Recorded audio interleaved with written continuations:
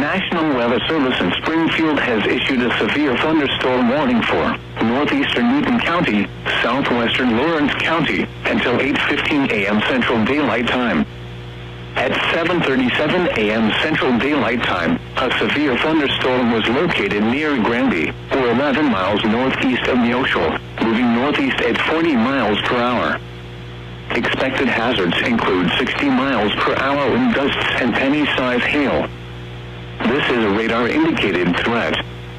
The following impacts are expected. Expect damage to roofs, siding, and trees. Locations impacted include Pier City, South City, Freestadt, Wentworth, Ritchie. This includes Interstate 44 between mile markers 33 and 42.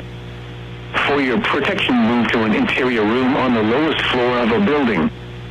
Repeating, a severe thunderstorm warning has been issued until 8:15 a.m. Central Daylight Time for the following counties in Missouri, Lawrence and Newton.